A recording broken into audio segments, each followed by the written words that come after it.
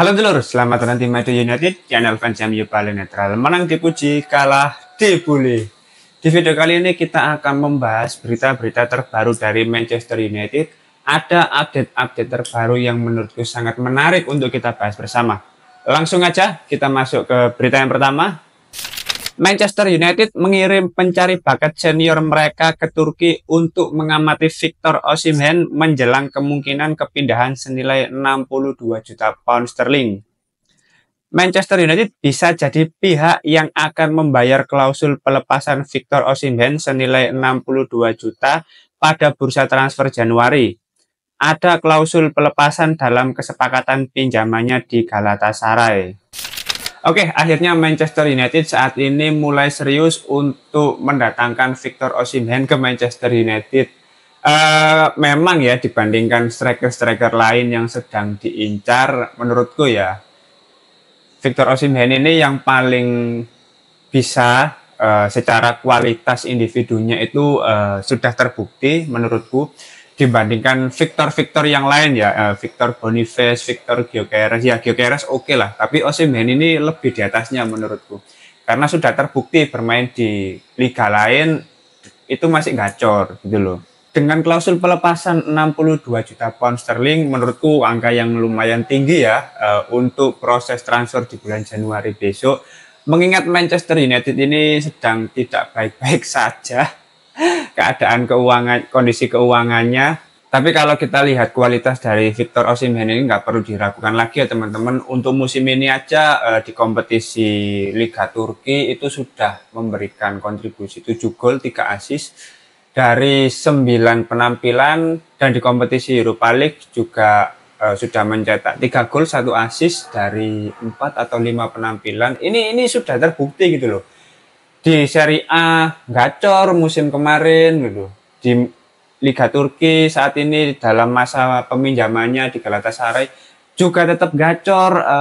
Memang keunggulan dia itu, waduh, secara positioning, terus high pressingnya, terus akurasi umpannya, itu udah nggak perlu diragukan lah. Dan Manchester United itu sebetulnya ya memang membutuhkan striker-striker yang lebih berpengalaman, yang lebih senior. Karena apa? Karena untuk saat ini siapa striker yang bisa diandalkan?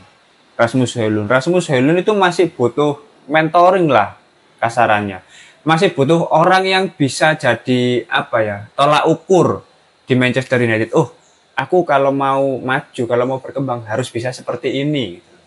Nah, kalau ada yang lebih berpengalaman, yang lebih senior secara kualitas, tentu itu bisa memotivasi striker-striker di Manchester United. Joshua Zirkzee apalagi, Marcus Rashford. Wah, Marcus Rashford ini nggak dihitung lah, karena ini masuk daftar jual harusnya Marcus Rashford ini. Jadi Victor Osimhen ini bisa menjadi opsi yang paling solutif menurutku ya, kalau Manchester United serius untuk terus bersaing di papan atas Premier League, terutama terus bersaing di kompetisi Europa League. Ini perlu striker-striker yang top lah, yang sangat tajam, insting mencetak golnya sudah, waduh, dikasih umpan model apa saja bisa gol gitu loh. Kan Osimhen kan sudah menunjukkan kualitasnya. Tinggal bagaimana Manchester United ini bisa nggak mendatangkan pemain seperti Victor Osimhen ini.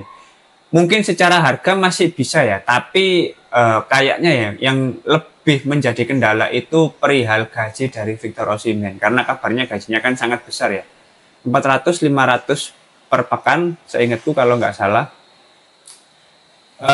Tapi kembali lagi ya, kan kalau kita lihat pihak manajemen ini sangat ketat ya terkait anggaran.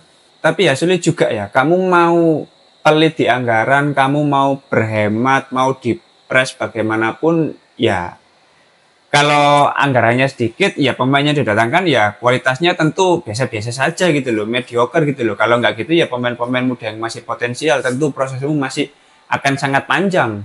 Di 2-3 tahun ke depan baru akan kelihatan. Tapi kalau kamu mau mengeluarkan uang yang cukup besar dari manajemen ini ya, mau menggelontorkan dana yang besar untuk membeli pemain-pemain yang sudah terbukti secara kualitas, secara pengalaman, ya seperti Victor Osimhen ini, ya tentu hasilnya pasti akan lebih baik dan dampaknya akan lebih signifikan gitu loh.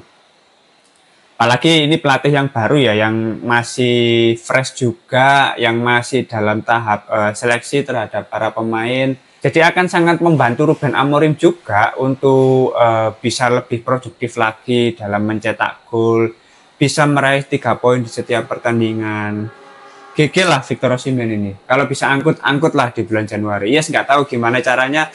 Kalau bisa angkut, yes angkut. Apalagi tim pencari bakat sudah mengirim stafnya untuk mengamati beberapa pertandingan yang dijalani oleh Victor Osimhen bersama Galatasaray. Dan menurutku ini nggak menutup kemungkinan nanti di bulan Januari akan ada negosiasi terkait Victor Osimhen ke Manchester United. Tapi kita tunggu saja ya, kembali lagi nanti keputusan finalnya seperti apa kita masih belum bisa memprediksi. Oke, kita masuk ke berita berikutnya. Manchester United menunjukkan minat untuk merekrut gelandang serang Dinamo Zagreb, Martin Baturina. PSG telah berupaya merekrut Baturina dengan harga sekitar 25 juta euro. Oke, ini gelandang muda asal Kroasia ya, dan bermain untuk klub Kroasia. Usianya memang masih muda, 21 tahun, dan dia masih belum bermain secara reguler ya. Di musim ini dia baru tampil sebanyak 5 pertandingan dengan kontribusi 1 gol dan 1 assist. Kayaknya Manchester United ini memang berusaha mencari pengganti dari Bruno Fernandes. Karena saat ini perannya terlalu penting, dia bahkan pemain yang cukup vital di Manchester United saat ini di beberapa musim terakhir. Jadi perlu ada pemain yang bisa menggantikan Bruno Fernandes untuk regenerasi di musim-musim berikutnya ya. Karena nggak bisa ya seterusnya Manchester hanya mengandalkan Bruno Fernandes, dan Martin Baturina ini mungkin akan menjadi salah satu opsi karena posisinya sebagai gelandang serang juga. Tapi ya kembali lagi ya, mengingat skema dari 3-4-3 ini tidak menghadirkan gelandang serang murni. Nah, ini akan jadi PR tersendiri gitu loh. Karena Ruben Amorim juga di beberapa posisi ini masih belum stabil ya, para pemainnya masih terus diotak-atik sampai menemukan komposisi yang pas, yang sesuai dengan para pemain, dengan skema 3-4-3 ini masih proses ya seleksi itu tadi. Karena value-nya juga di angka kisaran 19 juta euro, sedangkan PSG juga sudah mengincar di angka 25 juta. Jadi kalau misalkan ingin mendatangkan pemain ini kayaknya akan ada proses negosiasi yang cukup panjang menurutku, dan ada kompetisi dari klub-klub lain, salah satunya PSG. Jadi ya mari kita lihat saja nanti di bursa transfer Januari pergerakannya seperti apa terkait Martin Baturina ini ya. Oke, kita masuk ke berita selanjutnya. Ruben Amorim dan pengambil keputusan utama di Manchester United telah menandai Christian Eriksen dan Antony sebagai pemain yang dapat dijual pada bulan Januari untuk meningkatkan anggaran transfer. Sepertinya memang dua pemain ini udah cukup sulit untuk bersaing di skema 3-4-3 bersama Ruben Amorim, karena kita melihat Christian Eriksen kalau ditempatkan sebagai gelandang tengah udah sangat ngos-ngosan untuk melakukan cover area yang sangat luas, harus sering naik turun, bantu bangun serangan dan bantu di lini pertahanan. Kayaknya udah nggak kuat mengingat usianya yang sudah 30 ke atas, udah punya riwayat sakit yang fatal juga, dan kontraknya di musim panas besok itu sudah habis. Tapi kayaknya Manchester United merasa agak rugi ya kalau dilepas sebagai agen bebas. Jadi di bulan Januari kalau misalkan ada yang tertarik, ada yang berminat untuk Christian Eriksen, kayaknya juga akan dilepas. Terus kalau untuk Antony, ya Antony ini lebih ke kalah saing dengan pemain lain dan tidak kunjung menunjukkan performa terbaiknya. Bisa dilepas, tapi dengan harga yang cukup drastis ya, penurunan harganya. Mengingat dia dibeli dengan harga hampir 100 juta, tapi menurutku nggak masalah. Kalau bisa dijual, mending dijual, mending diuangkan saja daripada bertahan di Manchester United dengan gaji yang cukup besar, sekitar 200-250 kalau nggak salah. Tapi tidak berbanding lurus dengan performa ketika berada di atas lapangan. Jadi mending dijual dan uangnya bisa dibuat untuk membeli pemain lain yang lebih bisa menunjukkan performa, lebih bisa menunjukkan progres ketika berada di Manchester United. Dan sesuai dengan kebutuhan Ruben Amorim. Oke, kita masuk ke berita yang terakhir. Christopher Vivell akan sangat terlibat di jendela transfer Januari besok untuk Manchester United. Oke, Christopher Vivell ini kan posisinya sebagai direktur perekrutan dan baru saja mendapatkan kontrak lagi bersama Manchester United karena awalnya kan dia di sini sifatnya hanya sementara. Tapi melihat kinerjanya yang sangat bagus dan terlibat untuk mendatangkan pemain-pemain muda yang potensial seperti Seko Kone, terus perannya dalam menyelesaikan kontrak dari Sido Obi Martin ini kan sangat sangat bagus lah kalau kita bicara soal kinerja dan kualitasnya dalam melihat pemain-pemain muda yang sangat potensial. Nah, sekarang peran Christopher Vivell itu menurutku akan lebih banyak setelah pemecatan Dan Ashworth, karena sudah dikabarkan di beberapa berita kemarin ya. Untuk sementara ini Christopher Vivell dan Jesse Wilcox akan mengambil tanggung jawab yang lebih banyak sampai Manchester United mendapatkan sporting director yang baru.